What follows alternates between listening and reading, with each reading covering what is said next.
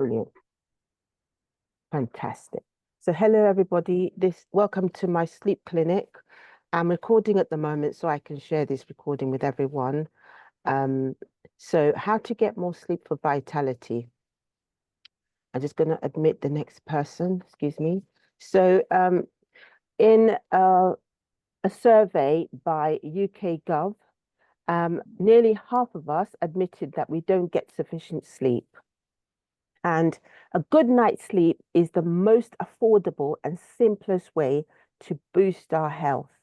So I want to give everyone some ideas on how we can get more sleep and have more vitality, perform better and feel better during the day. So a little bit about me. I have a postgraduate certificate in training and education. I have a 25-year career to help people with their computer issues. And then I stopped doing that in 2013 to look after my sons, and I started my company called Natural Fragrance Company. And since then, I've been helping people to feel better with scents and different wellness tips. And then we had the lockdown, and then people were complaining that they weren't sleeping properly. So I started talking to different people about sleep, rest, and relaxation. I have a certificate to do hand and foot massage for relaxation. I also have won several awards, including Unsung Hero Award and award to help people kind of, with customer satisfaction. And I go to festivals, craft fairs, and different events to talk about well-being. And I also talk to different people like accountants, Digital Age Expo, and different people here. And I'm also restless. And my next event is going to be helping people with holiday scent on the 5th of August. So my company is going from strength to strength, and my passion is to help people feel uplifted and relaxed. So it's one of those things I think it's really important for people to be able to be supported to rest and relax. So we want us to be able to rest and relax and make sure that we're happier doing so. And we get people, that's about me, to get people to really, be perform at their best, hopefully, step into performing at our best so that we can all kind of enjoy that. So one of the things that happens is that people are able to stay up during the afternoon without needing a nap, or they're able to kind of, do tasks more quickly. They're not so sluggish in the morning, and they don't snap at different people. So sleep has many, many different benefits. And I've told you about myself. And also this sleep clinic has been going since May 2021. And only recently I mentioned it to Mahalia. And now we're doing it here on Restless. I'm really happy about that. It's wonderful to be able to do that here on Restless. We meet again on the 3rd of September, and then we're meeting every week term time. So we have time off in the holidays and when children have their breaks. So the next thing I wanted to talk about is having a restful nap. I think it's important when we feel tired and sleepy tired. Like yesterday, I had a restful nap because I was feeling sleepy and tired for about 20 minutes. So ideally, a restful nap should be between about 26 minutes to or an hour and a half. So the 26 minutes is to make sure that people have the first, kind of stage of sleep and don't drift into like deep sleep.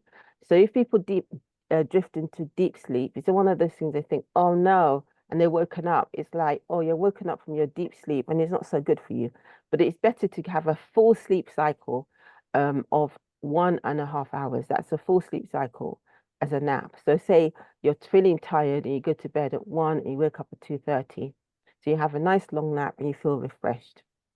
That happened to me before when I was suffering from my fibroids were growing. I didn't know that at that time, but I went to see the doctor afterwards. I woke up and I thought, I'm really tired. So I do the basics and then I go to bed between about 9:30 to 11. Then I feel refreshed.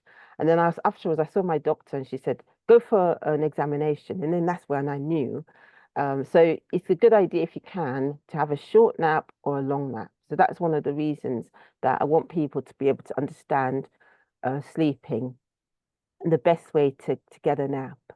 So also when we can try and fit in naps at weekends or bank holidays because some of us work full time and it's difficult to have a nap. When I used to work full time, what I'd do if I was really, really tired is I'd go to the loo, clean it or the seat, then have a nap for about 20 minutes during my lunch hour when I felt really tired and my children were kept keeping me up at night. But it's something we manage. Another thing I wanted people to do is either delegate tasks, do the task by prioritizing the most important ones, or actually, hopefully, like make sure that you don't overdo things. Make sure you do things that are necessary.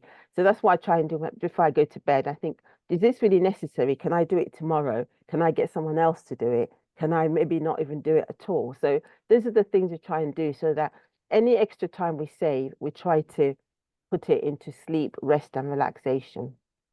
Another thing I want to encourage people to do is to go to bed and not just think about bed as somewhere to sleep. Think about somewhere that you rest. Think about somewhere that you relax. Think about somewhere that you recharge. Think about somewhere that is like a gift where your body kind of repairs itself. So it's best to decide the best time for us because we're creatures of habits.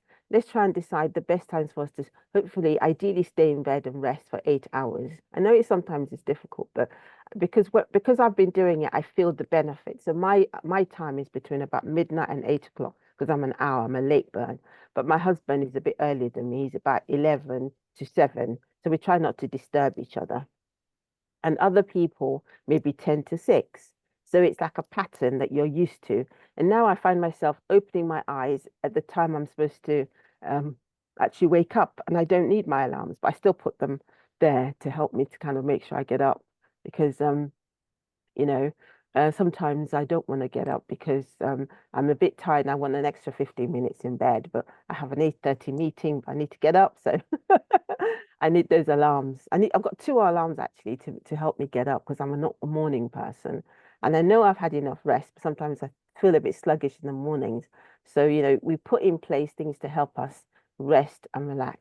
The next thing I wanted to talk about is cutting out distractions. So one of the things I find, because I'm a late person, is I have lots of distractions. So I may think, oh, I should quickly do this before I go to bed, or I should do this. So I try and, you know, encourage myself to start getting to ready for bed earlier. And then the distractions are a bit, I try not to be distracted. I'm not trying to think, this is really important because sleep is so important. I try and cut out any distractions and do all the things I need during the day so I can um, reduce the time it takes for me to get ready to go to bed and then make sure I get to bed on time. If it drifts a bit, I try and work out whether I can, change it. But there's some things that are out of our control. Sometimes my other son comes to visit me, or a friend needs an attention late at night. But obviously those things are emergencies, but so we're flexible to cater for that. So that's another tip I wanted to share.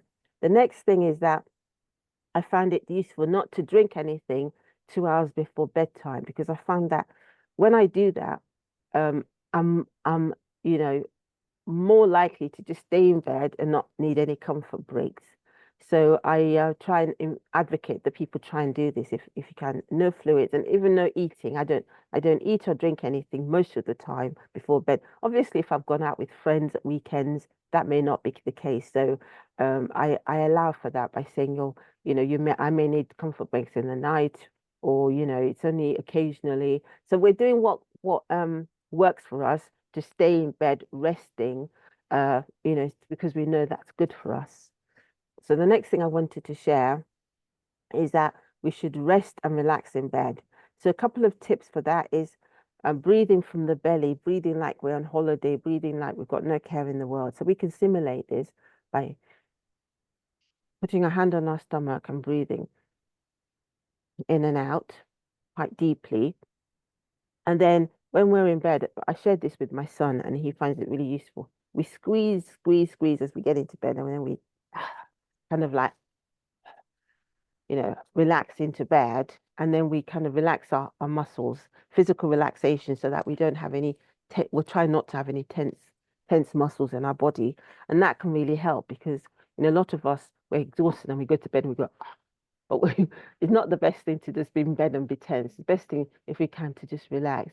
And if we can remember, we can do relaxing and tensing of different areas. But the quickest way is to tense anything you can uh, feel and then relax.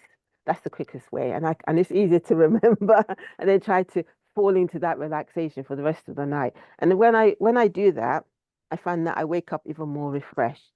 So I'm hoping those tasks, those the things like delegate tasks, have a nap, make sure we sleep, regular bedtime, make sure that we try not to eat or drink anything before about 2 hours before going to bed.